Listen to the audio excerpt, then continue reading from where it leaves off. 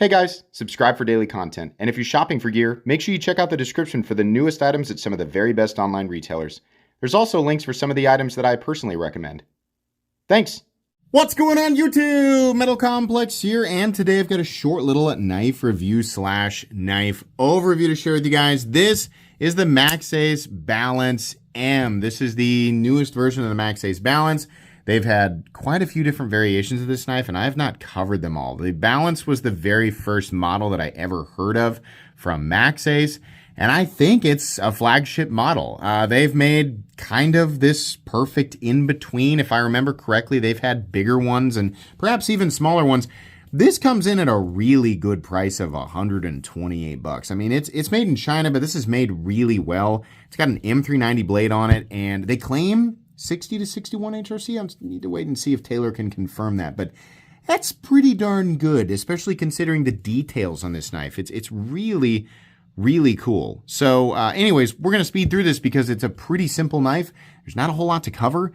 It's pretty straightforward. Thanks so much to Maxace for sending this in. I will link this down in the description along with a $15 discount code, making this even less expensive.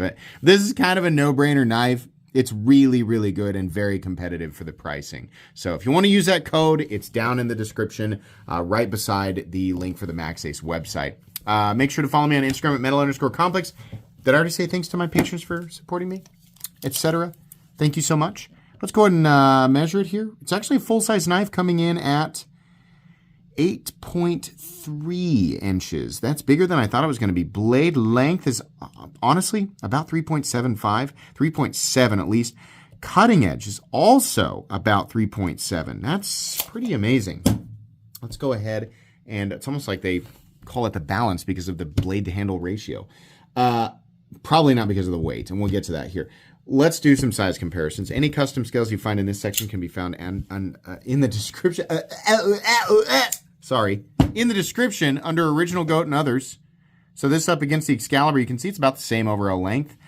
Bigger than the small size Excalibur. Let's put it up against the PM2 and the Para 3.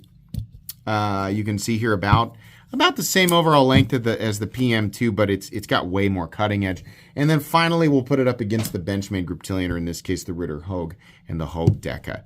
How is the action on this knife? This is about as tuned of a modern flipper as you could ask for. It's got good action. It's got a good detent. It's about medium heavy. Absolutely perfect push button flip because of the curved and flattened out area on this flipper tab. Preload, flip. It is about as perfect as you could ask for. The detent is tuned properly. There's no double clutch. Action is smooth. The only thing that might bother some people is how thin the lock bar gets in this area. When you engage with it, you need to push down and then over, and it's kind of thin, but it's like mildly. It's not sharp. It's just, you'll go, oh, that's thin. Instead of having what they should have done is just carved this out a little more right here. No big deal though, because again, smooth and no double clutch. And I have no doubt that this will be fall shut after a while. Just about the most perfect flipping action you could ask for, especially on a production knife at this price point. It's really, really great. For that being the only means of deployment, it is absolutely perfect. And again, I'll give you guys a look at that detent. Oh, that is lovely. Yes. Ooh. Let's go ahead and do carry profile. Thickness up against the Spyderco Para 3. We've got liners. I mean, this is a steel liner lock. It's not titanium, it's steel. It's how they got the price. That's part of how they got the price that low. So lipped, and then scales are on top. So it is a little thicker, but there's a lot of contouring going on. It really doesn't feel that thick. Length and height up against the PM2 and Para 3. This knife doesn't take up a ton of room in your pocket. It's got a pocket packer. It's got a flipper tab right there, but still not super tall. Really where it's going to deter some people is the weight. Like I said, the liners are steel, not titanium. So you have a steel blade and steel liners, and it's a full-size knife. So the weight comes in at 5.6 ounces. That's not too big for me. It is going to be too big for some people. If you're walking around with like a belt and jeans or cargo shorts or something like that, no big deal. You're walking around in athletic shorts, or you're wearing leather pants, or dress. It's not a knife that I'd take golfing. Let's put it that way, or to church, just because of the pant material, right? But if you're used to the weight or you're wearing like more heavy duty pant material, you're going to be working outside. Like for me, like this is like a knife that I would never, I mean, I carry my Hinder XM18 all the time and it's almost exactly the same weight. So it really just depends on who you are and what your preferences are.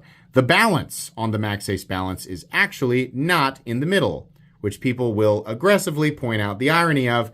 But again, I would argue that the balance probably refers to the blade to handle ratio. I believe that that's the whole idea there, because these have come in varying materials and weight and all of that. You're still not bad. It's on the back end of the primary index finger position. I mean, it's honestly balanced probably the same way that my own Excalibur is, yeah. So I don't really have a problem with that. It feels pretty good in this standard grip. So that's where the balance is. Let's go ahead and get out my tools. As per usual, my tools are very inexpensive and very recommendable.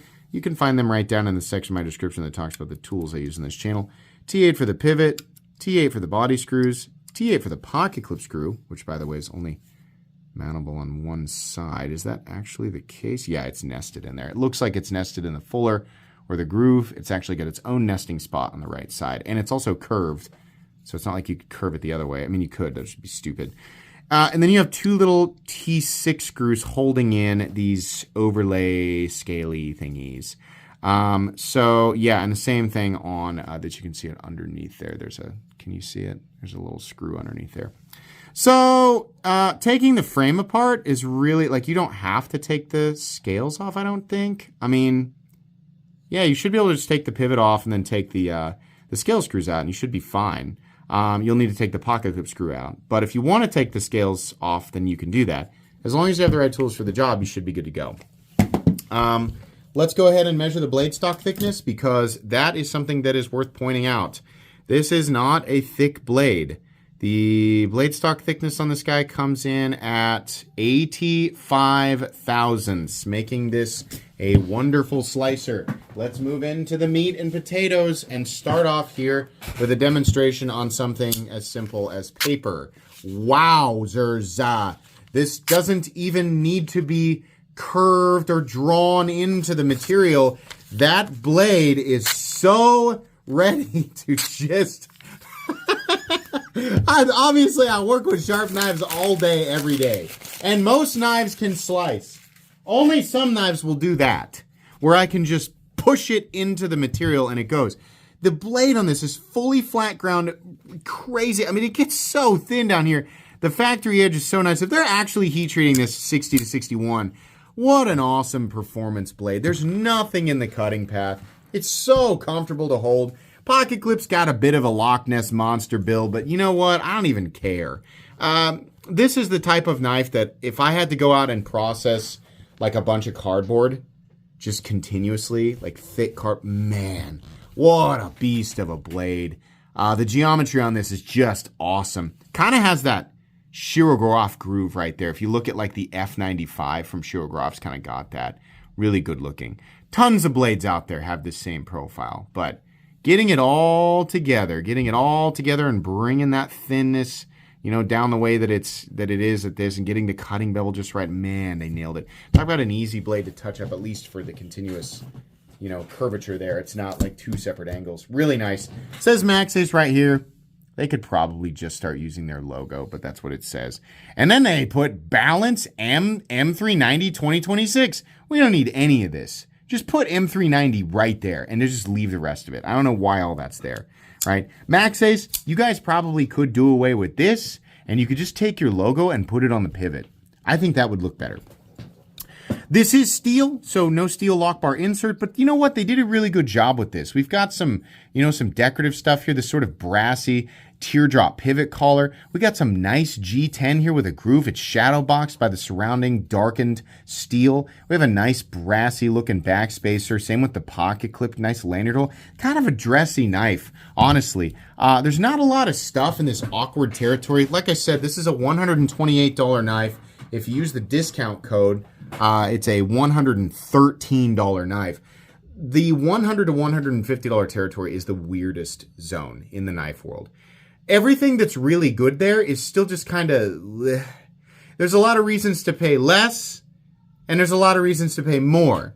1 to 150 is a weird zone. This is easily one of the best knives that you can buy in this territory. Easily. This is so impressive.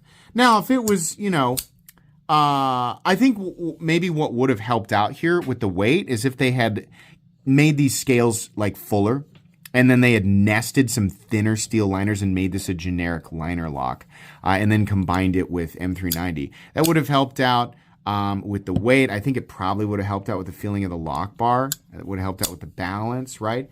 Maybe wouldn't look as cool though. So it looks a little dressier. And again, it's the difference between the balance being here and the balance being here. And the weight, instead of 5.5 ounces, maybe would have been 4.5 ounces or something like that, right?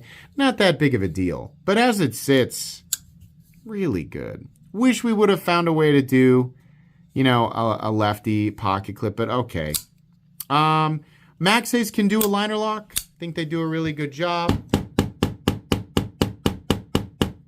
Liner locks, if they're done correctly, can stand up to at least my tickle test, right? Not that I'm always going to test every lock from every company. If I know the company to do a certain lock really well, then there's no reason to do that unless there's some other indication that their quality control is slipping, right? Maxace, I've tested their locks before. I actually broke one of their frame locks on the Vortex. They ended up changing the shape of the relief cut on that. Yeah, I've known them to do a good liner and frame lock, so no worries there. Your stop pin's located here, a little bit of shouldering, no blade play up, down, left to right, no lock stick, pivot lash, smooth and consistent, and a lovely detent with perfect centering. No brainer. Only downsides, a little bit heavy. Balance is back here, but I don't really care too much about that. If you're okay with the weight and the balance, 128 or 113 with my discount code, stupidly recommend. What an awesome knife. What a great performance knife.